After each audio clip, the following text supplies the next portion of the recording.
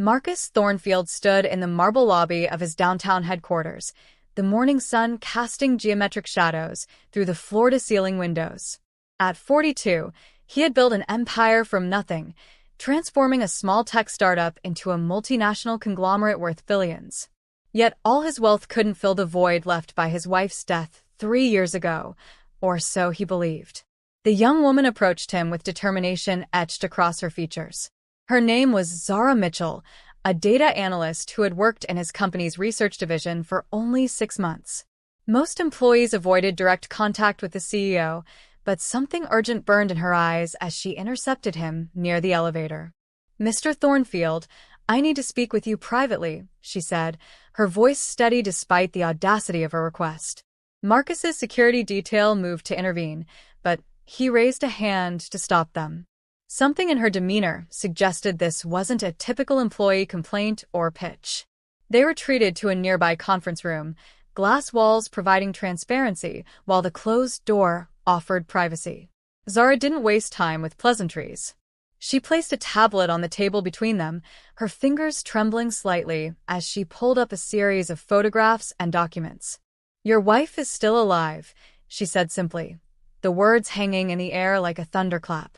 Marcus felt his blood run cold. Catherine Thornfield had died in a car accident in Switzerland while visiting her sister. He had identified her body, attended her funeral, and spent 3 years mourning her loss. The very suggestion was absurd, perhaps even cruel. "This is completely inappropriate," he began, but Zara interrupted him with an urgency that commanded attention. "I know how this sounds, but I've been tracking anomalies in our company's international transaction records, legitimate work I was assigned, and I found something. Accounts that connect to a woman living in Portugal under a different name. The facial recognition match is 98% conclusive." She showed him photographs taken in Lisbon over the past 6 months. A woman with Catherine's distinctive auburn hair, her elegant posture, even the small scar above her left eyebrow from a childhood bicycle accident. The woman was shopping in a market, sitting at a cafe, entering an upscale apartment building. Marcus's world tilted on its axis. His grief, his carefully constructed life as a widower, the foundation he'd established in Catherine's memory, everything suddenly felt uncertain. Either this young analyst had stumbled onto an impossible truth, or she was perpetrating an elaborate, cruel hoax. "Why would you bring this to me?" he asked, studying Zara's face for signs of deception. "What do you want?" "Nothing," she replied firmly, "except the truth. And I thought you deserved to know before I went any further with this information. But Mr. Thornfield, if your wife faked her death, there's a reason. And whatever that reason is, it involves your company." Within hours, Marcus had assembled a team in his private penthouse office, a space he reserved for only the most sensitive corporate matters. The room was swept for listening devices twice. Present were James Rodriguez, his head of security and former FBI agent, Sarah Chen, his most trusted attorney, and Zara Mitchell, the unlikely catalyst for this impossible investigation. Marcus paced before the windows overlooking the city, his usual composure fractured by the morning's revelation. He had built his success on rationality and data, yet here he was, chasing what seemed like a ghost. Still, those photographs haunted him. The way the woman held her coffee cup, the tilt of her head when she laughed, these were Catherine's gestures, intimate details no stranger could replicate. "Let's approach this systematically," James said, spreading documents across the conference table. "First, we need to verify the death certificate, the accident report, and the body identification from Switzerland. I've already contacted our people in Zurich. We'll have those files by tomorrow." Sarah Chun adjusted her glasses, her legal mind already working through the implications. If Catherine is alive and staged her death, we're looking at insurance fraud at minimum. The life insurance payout was substantial, $10 million, which you donated to charity. But there are also legal ramifications for her estate, your marital status, and potentially your company if she had access to proprietary information. Zara pulled up her tablet, displaying the financial trails she had discovered. The accounts I found were buried deep. Payments routing through shell corporations in the Cayman Islands, eventually reaching a Portuguese bank. The amounts aren't huge, about $30,000 monthly, but they're consistent. They started 1 month after Catherine's supposed death. Marcus stopped pacing, turning to face his unlikely team. Who's paying? Where's the money coming from? That's where it gets complicated, Zara admitted. The trail leads back to several subsidiaries of Thornfield Industries, but the transactions are disguised as consulting fees and research payments. Someone with intimate knowledge of your corporate structure set this up. The revelation hit Marcus like a physical blow. If Catherine was alive and receiving money from his own company, then this wasn't a simple case of a woman wanting to escape her life. This was calculated, planned, and involved betrayal at the highest levels of his organization. James leaned forward, his expression grave. Marcus, we need to consider the possibility that Catherine had help from inside your inner circle. Someone who could manipulate financial records, authorize payments, and maintain this deception for 3 years. We're talking about a conspiracy. Start with her sister, Marcus said quietly. Victoria was in Switzerland when the accident happened. She identified the body alongside me. If anyone would help Catherine disappear, it would be her. Sarah made notes on her legal pad. I'll have our investigators look into Victoria's finances, travel records, and communications. But Marcus, we need to discuss what happens if this is real. If Catherine is alive, what do you want to do? Expose her? Confront her? Understand why? It was the question that had been burning in Marcus's mind since Zara's revelation. What did he want? Justice? Answers? Or simply to see Catherine again, even if she had betrayed him completely? The woman he had loved, mourned, and memorialized. Did he still know her at all? I want the truth, he said finally. Whatever it is, whatever it costs, I need to know why. But we do this quietly. If Catherine is alive and hiding, I don't want to spook her before we understand the full situation. No one outside this room can know what we're investigating. Zara nodded, understanding the weight of the secret she now shared. James and Sarah exchanged glances, both recognizing that they were embarking on an investigation that could destroy their boss or set him free. Either way, nothing would ever be the same. 2 days later, James Rodriguez landed in Zurich with a small team of private investigators. The Swiss autumn was cold and gray, matching the somber nature of his mission. He had investigated countless cases during his FBI career, but none felt as personally significant as this one. Marcus Thornfield wasn't just his employer, he was a friend, and James had witnessed his grief firsthand. The accident had occurred on a winding mountain road outside Lausanne. According to the official report, Catherine's rental car had plunged off a cliff during a rainstorm, bursting into flames upon impact. The body had been severely burned, making identification challenging. Dental records and Victoria's testimony had confirmed the victim's identity. James met with Inspector Klaus Hoffmann, the Swiss investigator who had handled the case. They sat in a cafe near the Zurich police headquarters, steam rising from their coffee cups as rain pattered against the windows. I remember this case, Hoffmann said in accented English, reviewing the file James had requested. Tragic. The American woman visiting her sister. The fire was so intense that we almost couldn't recover the body. Very unusual circumstances. Unusual how? James pressed, his investigative instincts prickling. Hoffmann frowned, seeming to recall details he hadn't considered significant at the time. The car was rented under Mrs. Thornfield's name, but the rental company reported that a different woman picked it up, shorter, darker hair. They assumed it was an employee or friend. Also, the body's position in the vehicle was strange. Forensics noted she was in the passenger seat, not the driver's seat. We theorized she'd been thrown during the crash. James felt a chill that had nothing to do with the weather. You found a body in the passenger seat of a single vehicle accident, and that didn't raise questions? Switzerland processes many accident cases. The identification was confirmed by dental records and family testimony. The American embassy was involved. Everything was handled properly, Hoffmann said defensively, but James could see doubt creeping into his eyes.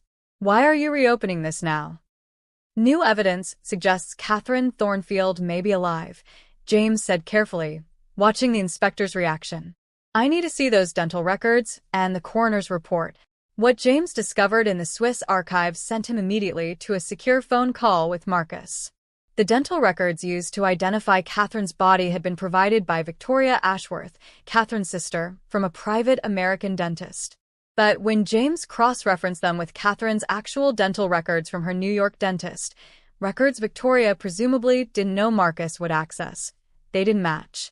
Someone else died in that car, James told Marcus over the encrypted line. The body they pulled from the wreckage wasn't Catherine. This was planned, Marcus. Your wife staged her death using another woman's body. On the other end of the line, Marcus sat in his darkened office, the weight of this confirmation crushing. It was one thing to hope Catherine was alive based on photographs from Lisbon. It was entirely different to know she had orchestrated an elaborate death hoax that involved the death of another human being. Find Victoria, Marcus ordered. I want to know everything, where she's been, who she's contacted, where her money comes from. She's the key to this. James was already ahead of him. His team had located Victoria Ashworth living in Geneva under her married name, Victoria Ashworth Laurent. She had married a wealthy French banker 2 years after Catherine's death and lived in a luxurious apartment overlooking Lake Geneva. Her lifestyle far exceeded what her husband's income could support, suggesting money flowing from another source.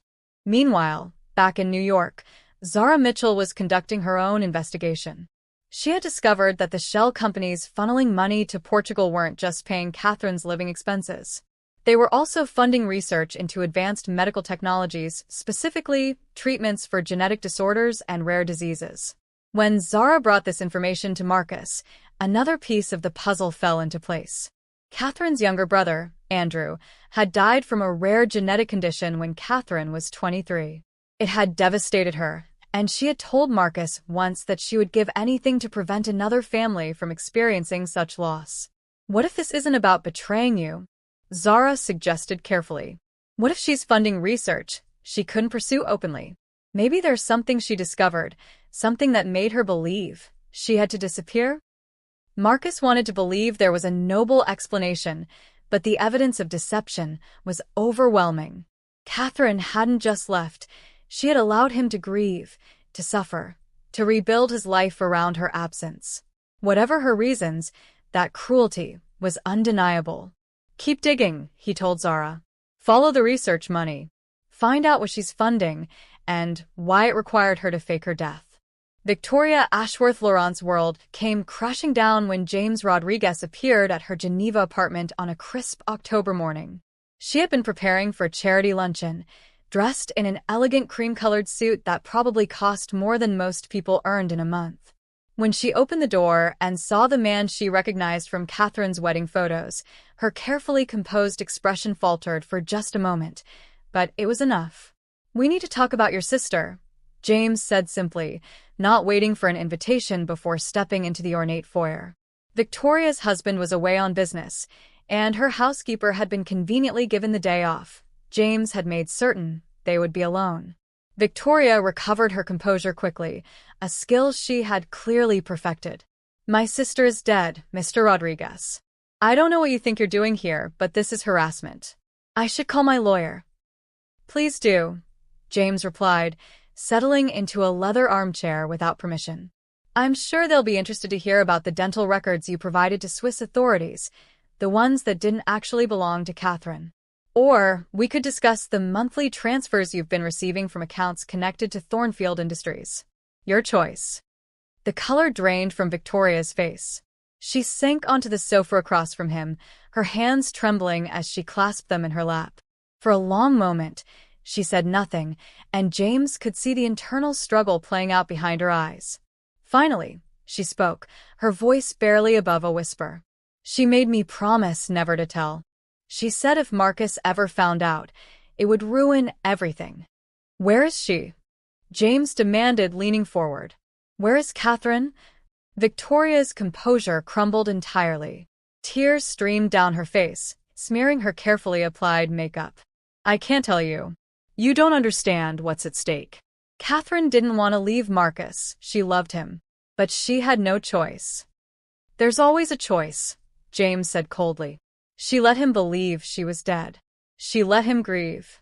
Whatever her reasons, he deserves the truth. Over the next 3 hours, Victoria told James a story that was both more complicated and more tragic than anyone had imagined. 2 months before her supposed death, Catherine had discovered something devastating while conducting routine medical tests. She had inherited the same genetic mutation that killed her brother, but hers had remained dormant until her late 30s. The doctors gave her two options: aggressive treatment that might extend her life, but would leave her severely debilitated, or a new experimental therapy being developed in secret by a biotech company. The experimental therapy showed promise, but it was years away from FDA approval and embroiled in ethical controversies. The lead researcher had been forced to relocate his work overseas due to regulatory crackdowns. Catherine, desperate and running out of time, had found him in Portugal. But there was a problem. The researcher was wanted by several governments for unauthorized human trials, and anyone associated with him faced serious legal consequences. She couldn't just go to Portugal for treatment, Victoria explained, wiping her eyes. If anyone discovered what she was doing, it would destroy Marcus's company. The board would never accept his wife being involved in illegal medical experimentation. And Marcus, he would have tried to save her through legal channels, which would have taken too long. She had maybe 6 months before the condition became irreversible. James processed this information, his anger at the deception warring with unexpected sympathy. So, she faked her death to protect Marcus's company and pursue treatment he would have opposed. She was dying, Victoria said firmly. The woman who died in that car, her name was Elena Rossi. She was terminally ill, had no family, and volunteered to help Catherine. She wanted her death to have meaning. Catherine paid for her care, made sure she was comfortable until the end, and then used the accident to facilitate both their needs. The ethical complexity made James's head spin. Elena Rossi chose to die in that car crash? She was going to die anyway within weeks. The drugs Catherine gave her ensured she felt no pain.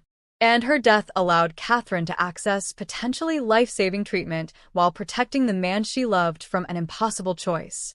James stood, pacing the elegant apartment as he tried to reconcile this information with everything he knew. Marcus needs to hear this from Catherine herself. You're going to contact her and arrange a meeting. Victoria shook her head violently. I can't. The treatment is at a critical stage. If she's exposed now, if the authorities discover what she's doing, they'll shut down the research. Not just for her, but for dozens of other patients with the same condition. You'd be condemning them all. That's not my concern, James said harshly, though he felt the weight of the moral dilemma. My concern is Marcus Thornfield, who's been living a lie for 3 years. Then think about what this will do to him, Victoria pleaded. Catherine is alive, yes, but she's still sick. The treatment is working, but it's not complete. If you force this reunion now, when she's not ready, when the research is still vulnerable, you might give Marcus his wife back only to watch her die for real this time. The argument gave James pause. He wasn't a cruel man, and the thought of Marcus discovering Catherine was alive only to lose her again was unbearable. But secrets had a way of metastasizing, and the longer this deception continued, the more damage it would cause. I'll give you 1 week, he said finally. Contact Catherine. Tell her I know everything. Tell her Marcus deserves a choice in his own life. If she doesn't agree to meet with him within 7 days, I'm telling him everything and letting him decide what to do. Victoria nodded, defeated. She'll be angry with me. She should be angry with herself, James replied. Love doesn't justify this level of deception, no matter how noble the intentions. While James negotiated with Victoria in Geneva, Zara Mitchell had taken an unauthorized trip to Lisbon. She knew Marcus would disapprove of her taking personal initiative in such a sensitive investigation, but something drove her forward, perhaps the same instinct that had compelled her to approach him with the initial discovery. She had vacation days saved, and she used them now, booking a modest hotel in the Alfama district where Catherine had been photographed. Lisbon was beautiful in autumn, the light golden and warm despite the season. Zara spent her first day simply observing, walking the same cobblestone streets Catherine had walked, visiting the same markets and cafes. She wasn't sure what she hoped to find, Perhaps just a better understanding of why Catherine had chosen this particular city for her exile. On the second day, Zara positioned herself at a cafe across from the upscale apartment building Catherine reportedly entered and exited regularly. She ordered coffee after coffee, her eyes scanning every person who came and went. Hours passed with nothing, and she was beginning to think the surveillance was futile when she saw her. Catherine Thornfield emerged from the building at precisely 2:47 p.m., wearing a simple blue dress and sunglasses. She was thinner than in her old photographs, her auburn hair now streaked with silver. She hadn't bothered to dye. But it was unmistakably her. Zara felt her heart race as Catherine walked past the cafe, so close that Zara could have reached out and touched her. Instead, Zara followed at a discreet distance. Catherine walked with purpose through the narrow streets of the Barrio Alto, eventually entering a modern medical building that seemed incongruous among the historic architecture. Zara waited outside for 3 hours, her mind churning with questions. When Catherine finally emerged, she looked exhausted, leaning heavily on a cane Zara hadn't noticed that morning. This detail struck Zara forcefully. Catherine wasn't just hiding, she was sick. Whatever treatment she was receiving, it was taking a visible toll.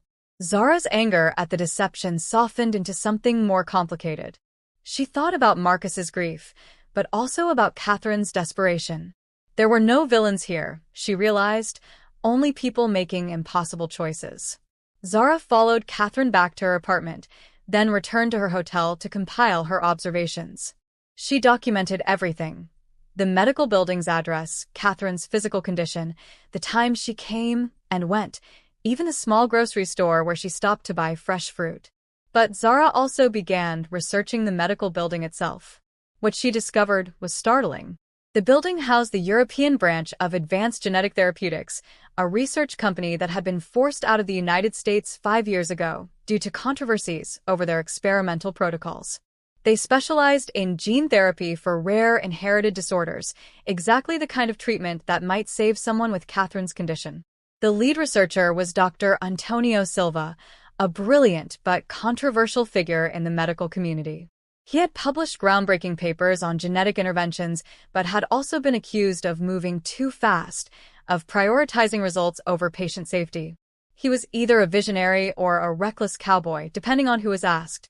Zara managed to schedule a consultation at the clinic, posing as someone interested in genetic screening for inherited conditions. The receptionist was friendly but cautious, asking detailed questions about her medical history and family background. Zara provided carefully crafted lies, enough to seem legitimate without triggering suspicion. During her consultation, she caught a glimpse of Dr. Silva, a distinguished man in his 60s with silver hair and intense dark eyes. He was speaking with another doctor in Portuguese, but Zara's rudimentary understanding of the language caught a few key phrases: remarkable progress, unprecedented results, and patient 7, which she suspected might be Catherine's designation. That evening, Zara sat in her hotel room, staring at the photographs she had taken throughout the day. She thought about calling Marcus to report everything she had learned, but something held her back. She had come to Lisbon seeking truth, but truth was more complicated than she had anticipated. Her phone rang, startling her from her thoughts. It was an unknown number, Portuguese country code. She answered cautiously. "Ms. Mitchell, I believe you've been following me today." Catherine Thornfield's voice was unmistakable, cultured and calm despite the confrontation. "We should talk. There's a restaurant called Tavares Rico near your hotel. Meet me there in 1 hour. Come alone or don't come at all." The line went dead before Zara could respond. She sat frozen, her heart pounding. Catherine knew she was here, had likely known from the moment Zara started following her. The question now was whether Zara would accept this invitation into the heart of the mystery, or retreat to safety and report everything to Marcus. She looked at her phone, Marcus's number 1 touch away. But the truth was so close now, and Zara had never been good at backing away from answers. She changed into fresh clothes, grabbed her phone and pepper spray, and headed out into the Lisbon night to meet a woman who was supposed to be dead.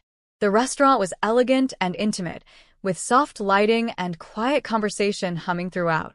Catherine sat at a corner table, visible from the entrance. She had removed her sunglasses, and Zara could see the slight hollowness in her cheeks, the faint tremor in her hands as she lifted her wine glass.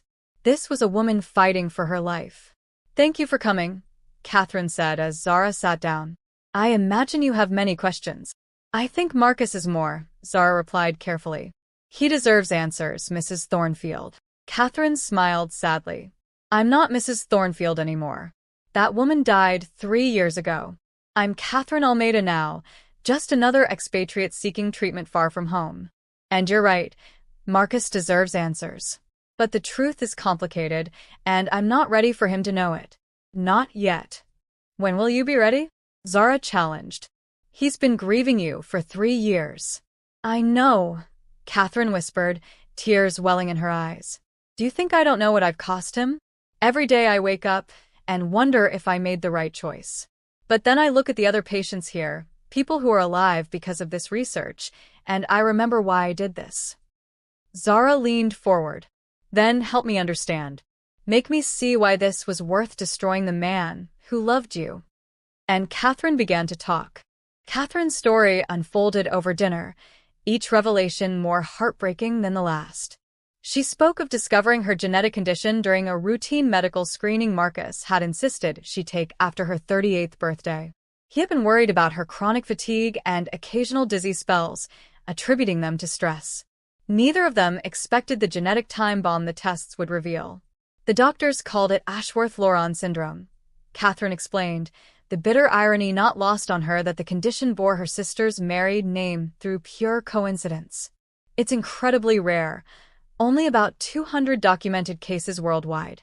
My brother Andrew had it, though we didn't know the name back then. By the time he was diagnosed, it was too late. The syndrome was degenerative and ultimately fatal. It attacked the nervous system progressively, beginning with subtle symptoms but accelerating rapidly once it entered its active phase. Patients typically had 2 to 5 years once the condition activated, with the final year marked by severe neurological decline. There was no cure, only palliative care and experimental treatments that had shown minimal success. The conventional treatment would have extended my life slightly, but the quality." Catherine paused, taking a shaky breath. "I would have spent my remaining time in increasing pain and confusion, becoming dependent on round-the-clock care. I couldn't do that to Marcus. I couldn't let him watch me deteriorate, couldn't let him sacrifice everything to care for someone who wouldn't even recognize him at the end." Zara listened, her initial judgment softening despite herself. "So, you decided to spare him that pain by giving him a different kind of pain instead?" "I know how it sounds," Catherine said. "But when Dr. Silva contacted me about his research, it seemed like a miracle. He had developed a gene therapy that could potentially halt the progression, maybe even reverse some of the damage. But it was years away from approval in the United States. The FDA wanted more trials, more data, more time I didn't have." Dr. Silva's research had been controversial because it involved aggressive genetic modification techniques that pushed ethical boundaries. He had relocated to Portugal where regulations were more flexible, setting up a clinic that served as both legitimate medical practice and covert research facility. His patients were all terminally ill, all willing to take risks that desperate circumstances justified. "The treatment is brutal," Catherine admitted, her hand unconsciously moving to her abdomen. "They harvest your cells, modify them, and reintroduce them. Your body essentially attacks itself as it tries to accept the changes. I've been through 7 rounds now. Each one leaves me weaker temporarily, but the underlying condition has stabilized. I'm one of Dr. Silva's success stories." "At what cost?" Zara asked. "Your marriage, your identity, your life with Marcus, was it worth it?" Catherine's eyes filled with tears. "I ask myself that every day. But here's what you need to understand. If I had stayed, if I had told Marcus what was happening, he would have fought it through legal channels. He would have hired the best lawyers, pressured the FDA, thrown money at the problem. And while he was doing that, I would have deteriorated beyond the point where the treatment could help me." She pulled out her phone, showing Zara a photograph of a young woman, vibrant and smiling. This is Elena Rossi. She had stage 4 pancreatic cancer, 3 months to live at most. She was a research assistant who had worked with Dr. Silva before her diagnosis. When she learned about my situation, she came to me with a proposal. The proposal had been shocking in its simplicity and its sacrifice. Elena offered to die in Catherine's place, to create the death that would free Catherine to seek treatment. In exchange, Catherine would fund research into pancreatic cancer treatments that might save others like Elena. She would also ensure Elena's final months were comfortable and pain-free. We became friends, Catherine said softly. In those last weeks, Elena told me about her life, her dreams, all the things cancer had stolen from her. She said if her death could give someone else a chance at life, it would mean something. She chose this, Zara. I didn't murder her. I honored her final wish. Zara felt her moral certainty crumbling. This wasn't a simple case of deception and betrayal. This was a complex ethical maze where every choice led to suffering, and Catherine had chosen the path that might save her life at the cost of her heart. What about the money from Marcus's company? Zara pressed. You're essentially stealing from him. The money comes from a research fund I established before my death, Catherine explained. It's technically my money, allocated for genetic research. I'm using it for its intended purpose. But I couldn't access it openly without revealing I'm alive, so Victoria helped set up the transfers. Every dollar funds either my treatment or research that benefits others with my condition. Victoria has been lying to her brother-in-law for 3 years, Zara said, watching him suffer while knowing the truth. Catherine's expression crumbled. That's the guilt I carry every day. I asked her to bear an unbearable burden. But I was dying, Zara. When you're facing death, you make choices you never imagined you could make. You do things that seem monstrous from the outside but feel like survival from the inside. The conversation stretched into the evening, with Catherine answering every question Zara posed. She spoke about the loneliness of her exile, the nights she spent watching Marcus from afar through social media, using untraceable accounts, the temptation to reach out that she fought constantly. She described the treatment's toll, the nausea, the pain, the moments when she wondered if death might have been easier. I'm not asking for forgiveness, Catherine finally said. I know what I've done is unforgivable, but I'm asking for time. Dr. Silva believes I need 3 more treatment rounds, about 8 months total.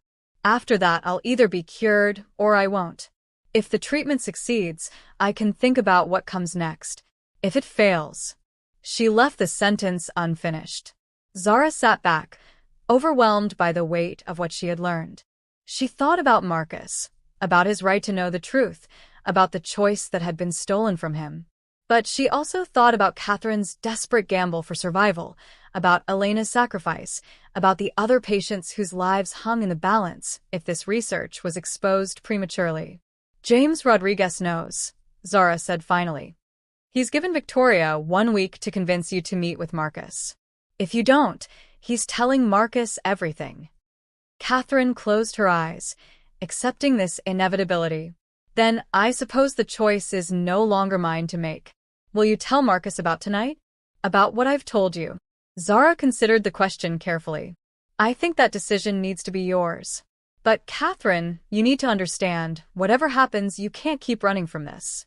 Marcus deserves more than a ghost. He deserves the truth, and he deserves the chance to make his own choices about his life. Even if the truth destroys both our lives? Catherine asked quietly. Even then, Zara confirmed. Because the lie is destroying you both anyway, just more slowly. Marcus Thornfield received James Rodriguez's report in his private study at midnight, the city lights twinkling below like scattered diamonds. He had been expecting news from Geneva, but nothing could have prepared him for what James had uncovered. He read the report 3 times, each pass revealing new layers of complexity and pain. Catherine was alive. That single fact should have brought joy, but instead, it brought a crushing weight of betrayal, confusion, and unexpected understanding.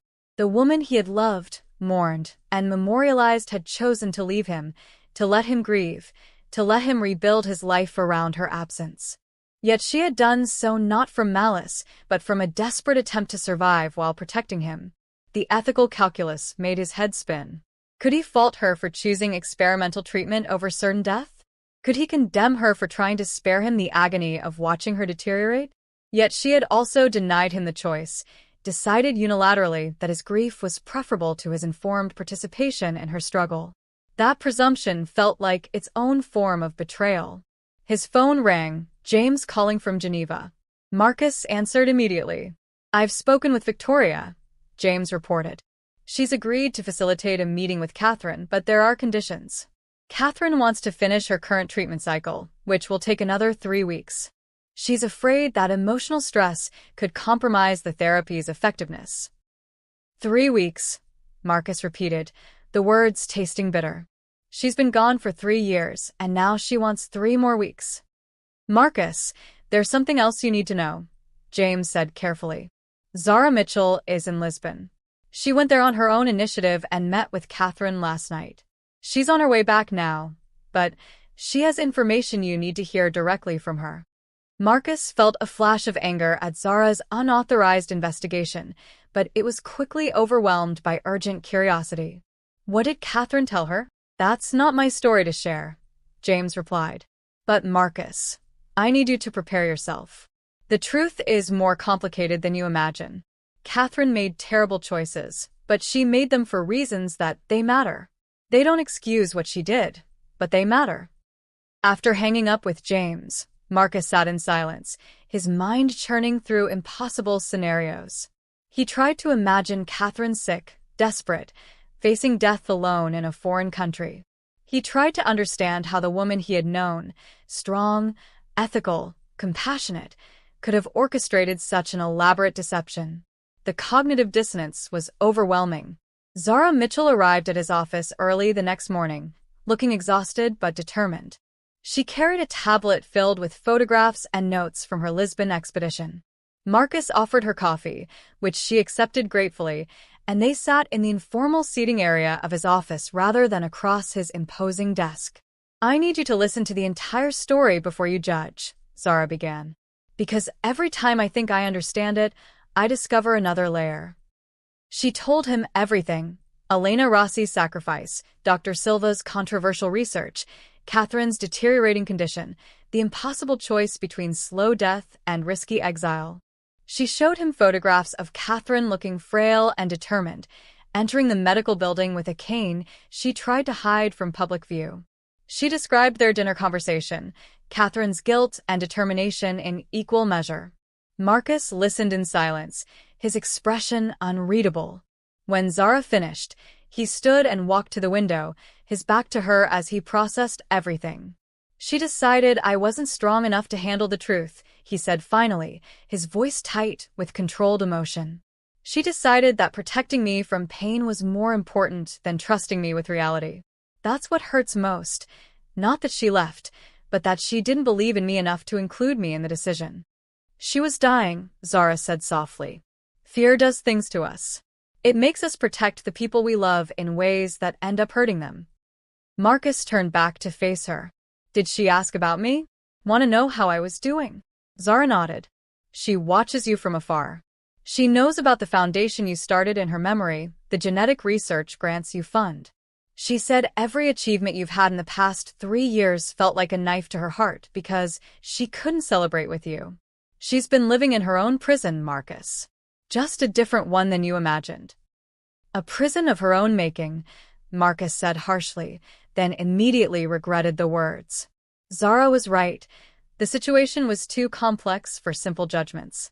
He spent the next week in a fog of conflicting emotions, going through the motions of running his company while his personal life imploded internally. Sarah Chun, his attorney, presented him with a bewildering array of legal implications. Catherine's life insurance payout would need to be recovered from the charity that received it. Their marriage was technically still valid. Her inheritance rights remained intact, and there could be fraud charges if authorities learned the truth. "The question is what you want to do," Sarah said pragmatically. "You could expose everything, press charges, make this public. Or you could handle it privately, work with Catherine to untangle the legal mess quietly. The choice is yours." But that was precisely the problem. Marcus didn't know what he wanted. Part of him wanted to confront Catherine immediately, to demand answers and accountability. Another part wanted to protect her, to understand that her choice had been born from desperation rather than malice.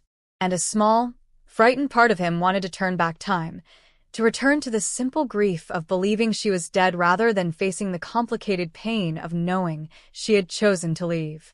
On the 10th day after James's initial report, Marcus received a message through an encrypted email channel Victoria had established.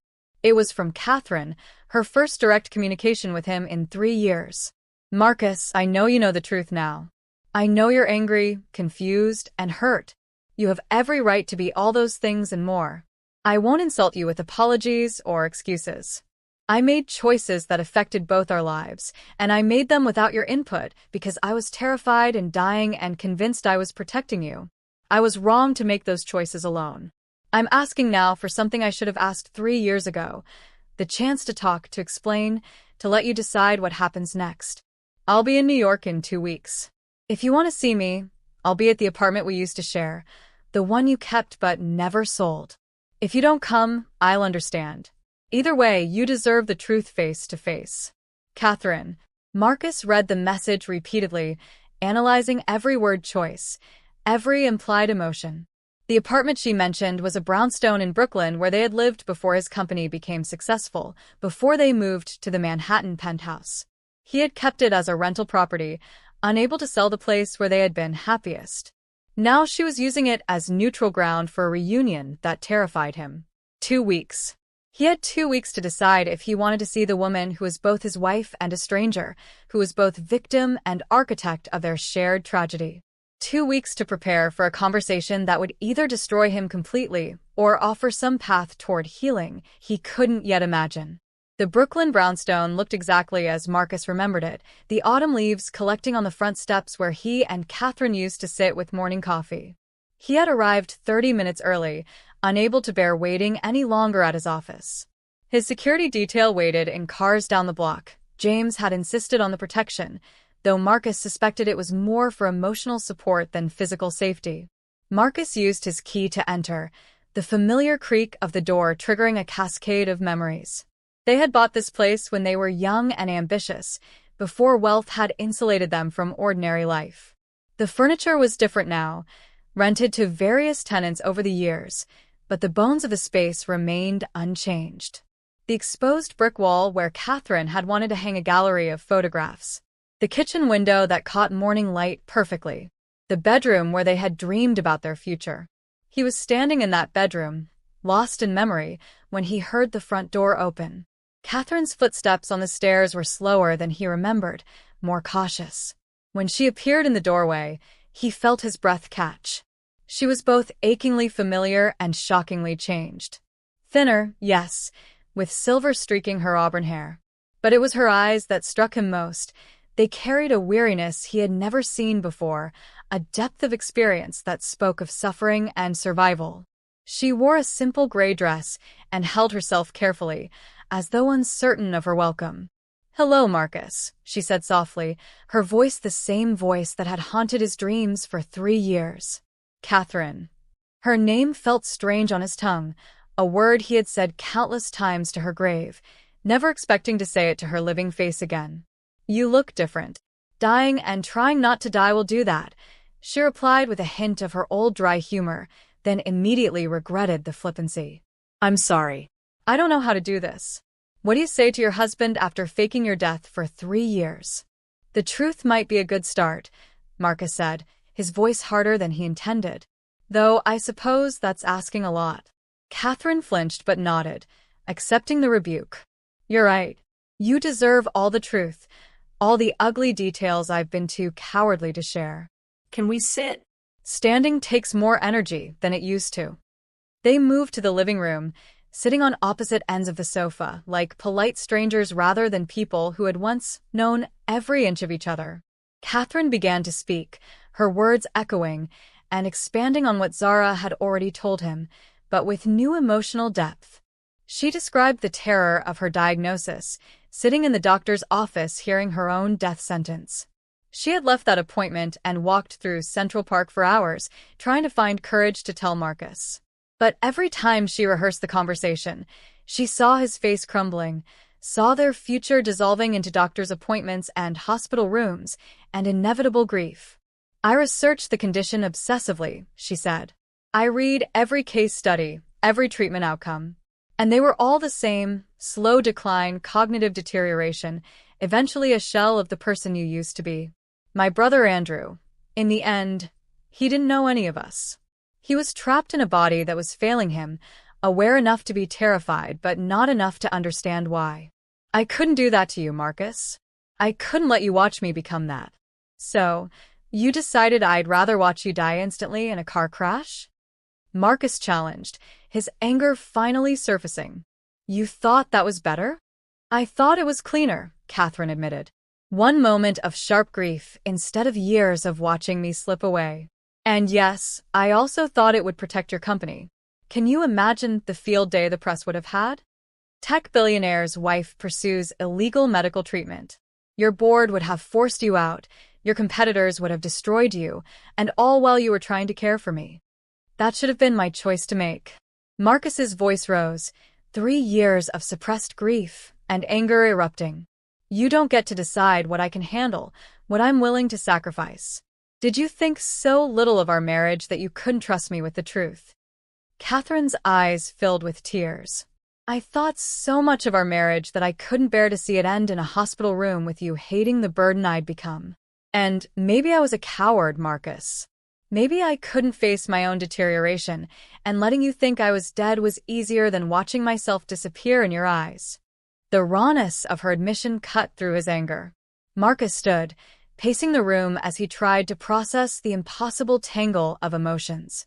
"Did the treatment work? Are you going to live?" "Probably," Catherine said. "Dr. Silva's protocol has stabilized my condition. I'll need ongoing monitoring, maybe periodic booster treatments, but the worst is past. I'm one of the lucky ones. 3 other patients with my condition weren't as fortunate." "So you'll live," Marcus said bitterly. "Congratulations. You survived. And what about me? What about the 3 years I spent mourning you? What about the nights I couldn't sleep because I kept seeing your car going off that cliff? What about the foundation I started in your memory, the donations I made to genetic research because I thought it was honoring you?" "I know," Catherine whispered. "I know what I stole from you, from us. There's no apology sufficient for that. I can only tell you that every day I spent in Lisbon, I wanted to call you. Every treatment cycle I went through, I imagined you there holding my hand. Every time Dr. Silva told me I was improving, the first thing I wanted to do was share it with you. But I had made my choice, and I thought living with the consequences meant staying dead to you. Until I found out," Marcus said. "What was your plan if we hadn't discovered the truth? Would you have just stayed dead forever?" Catherine hesitated, then pulled out her phone, showing him a document dated 6 months in the future. "This is a letter I was writing to you, scheduled to be sent if the treatment succeeded completely.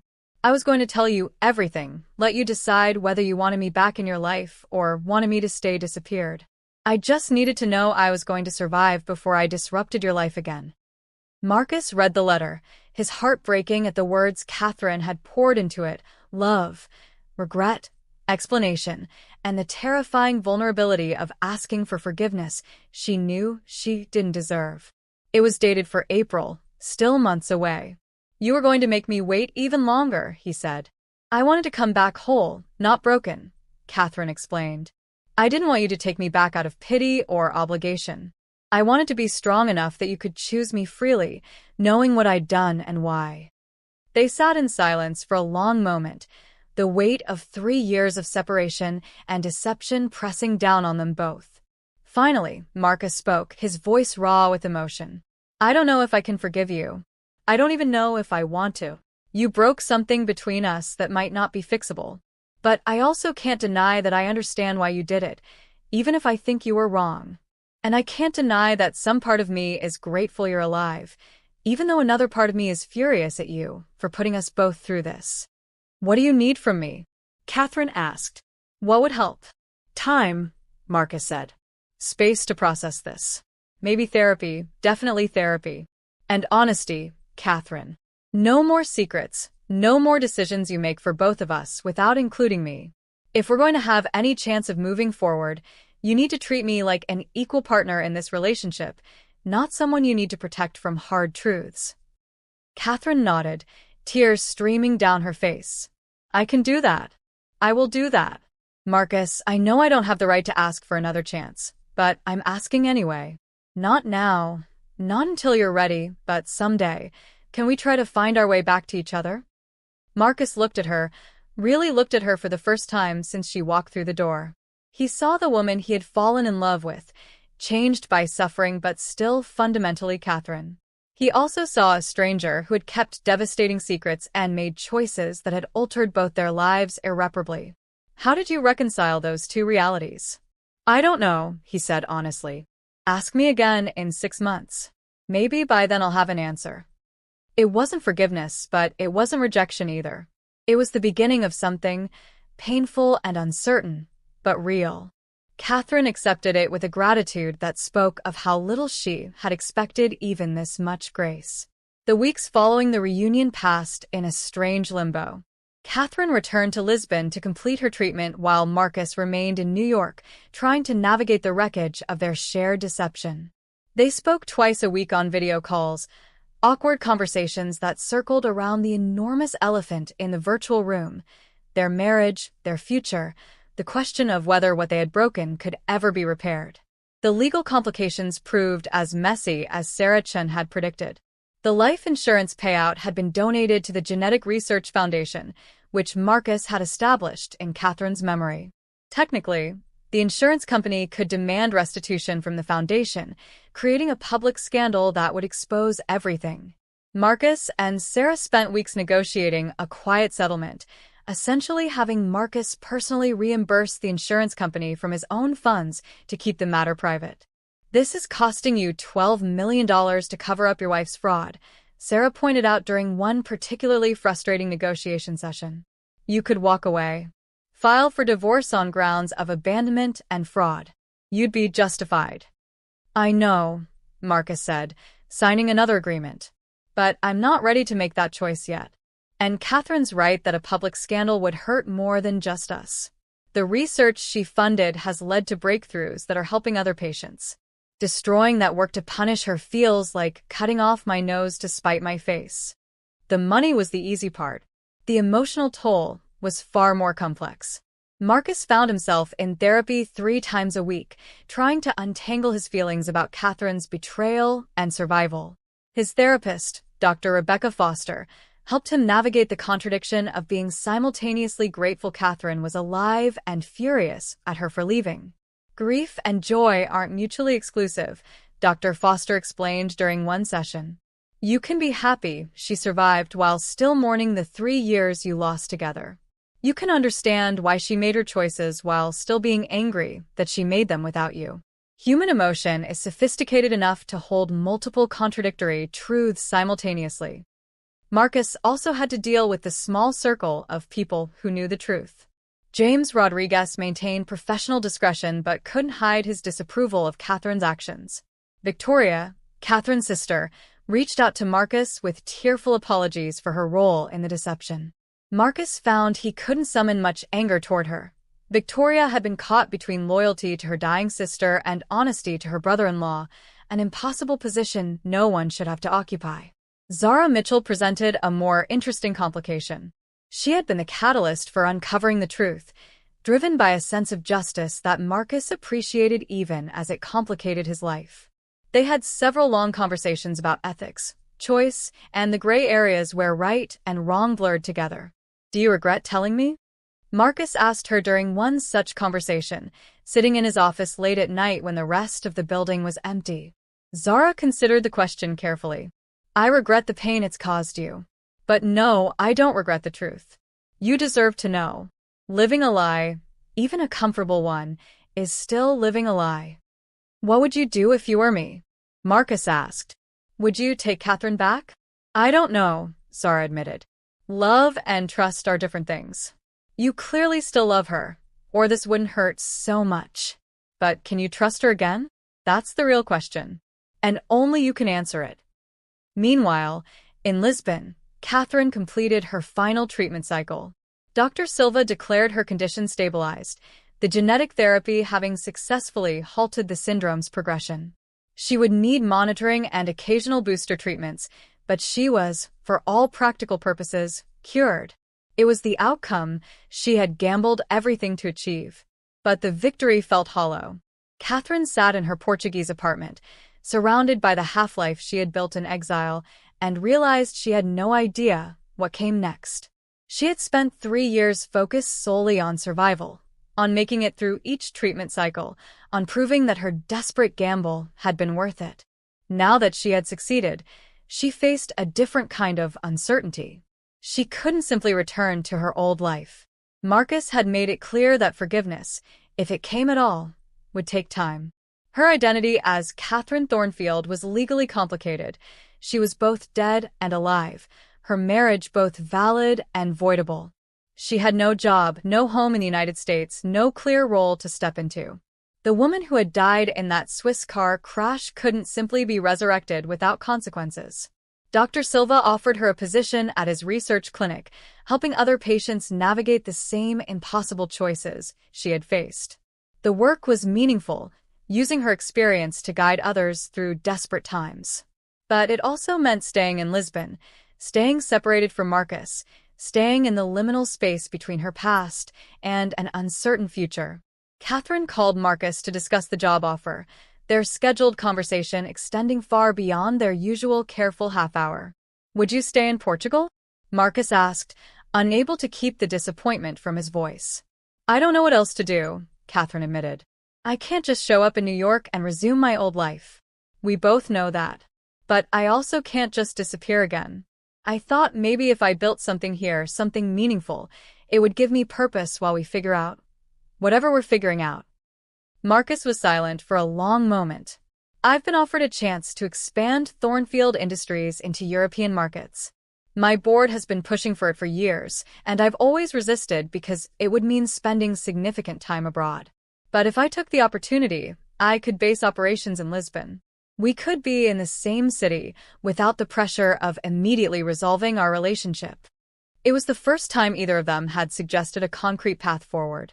Not reconciliation exactly, but proximity. A chance to rebuild trust slowly, to learn who they had become in 3 years of separation. "You'd move your company's European headquarters just to be near me?" Catherine asked, her voice thick with emotion.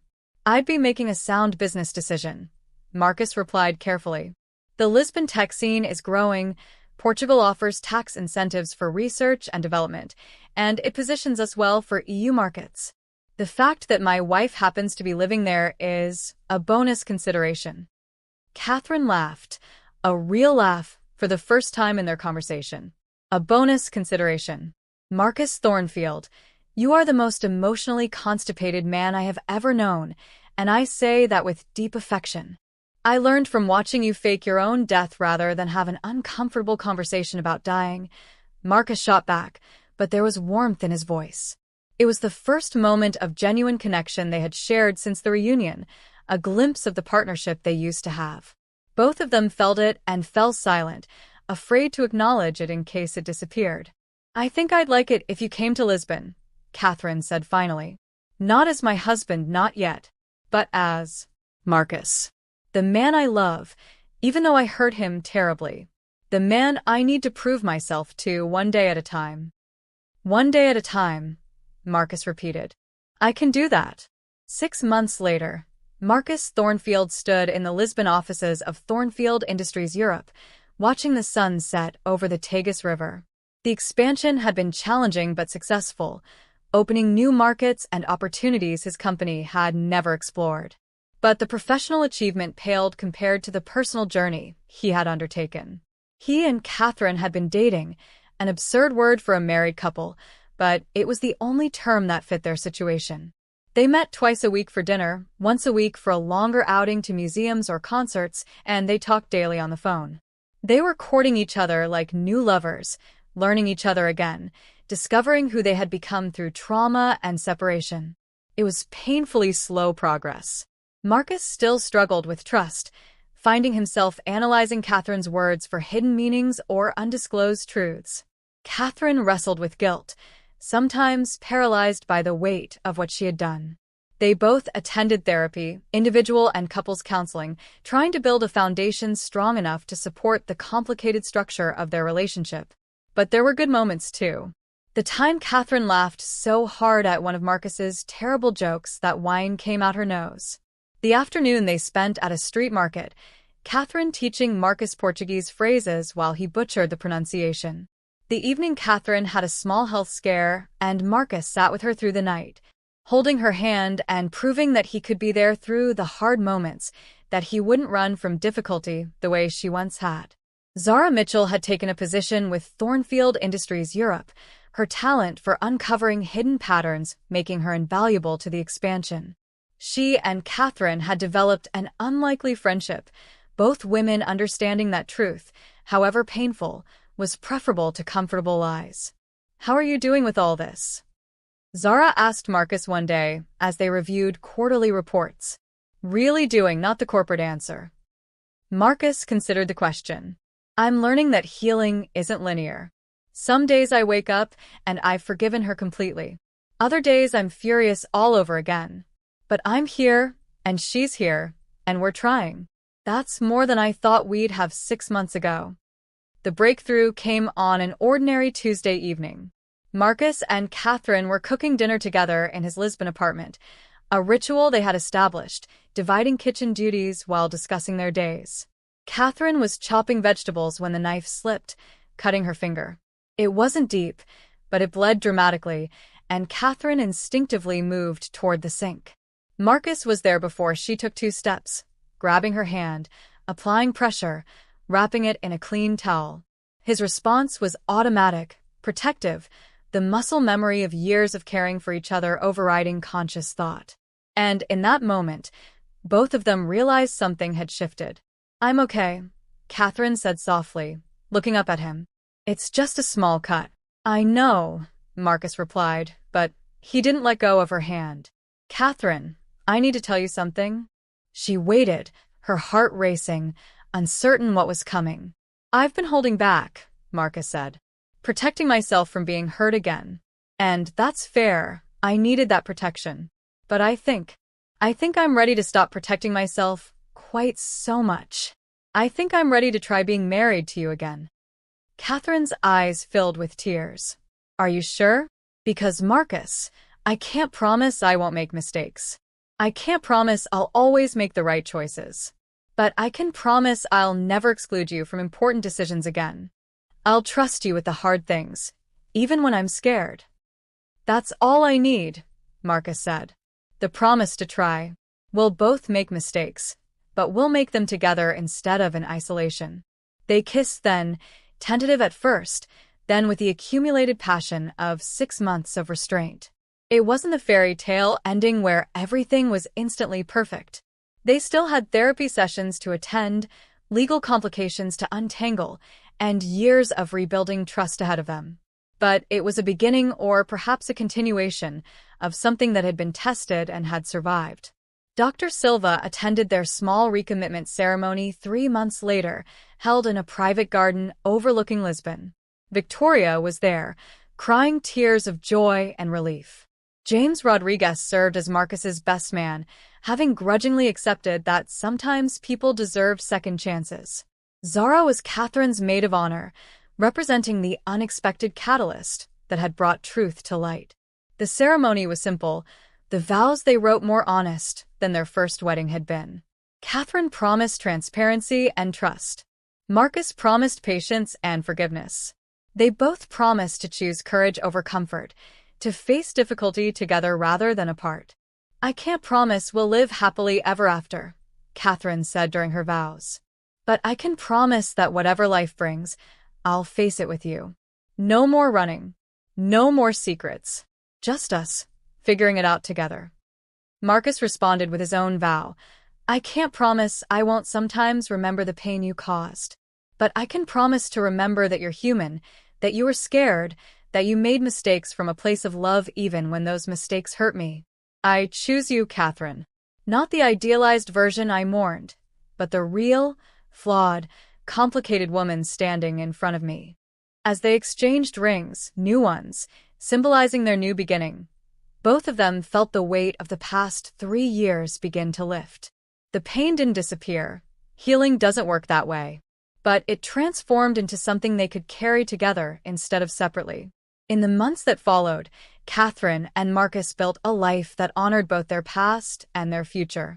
Catherine's work at Dr. Silva's clinic helped dozens of patients navigate impossible medical choices. Marcus's European expansion created jobs and opportunities across Portugal and beyond. Together, they established a foundation focused on rare genetic diseases, funding research that might spare other families the desperate choices they had faced. They learned to communicate with a raw honesty that their first marriage had lacked.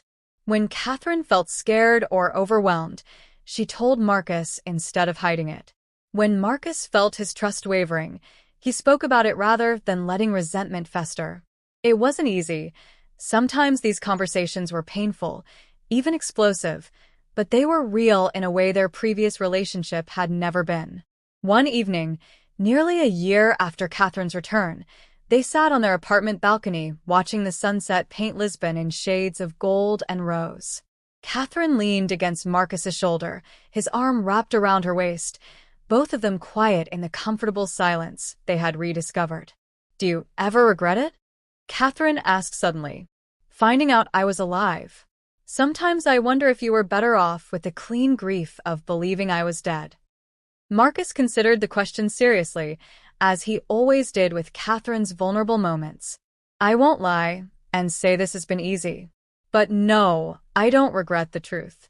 The grief I felt when I thought you were dead was devastating, but it was also false. Built on a lie. This pain we've worked through together? It's real, and that makes the joy we've found real too. I'd rather have real pain and real happiness than false peace." "When did you become so wise?" Catherine asked, a smile in her voice. "When my wife faked her death and forced me to reevaluate everything I thought I knew about love, trust, and forgiveness," Marcus replied dryly. "I don't recommend it as a personal development strategy, but it was certainly effective." Catherine laughed, then grew serious.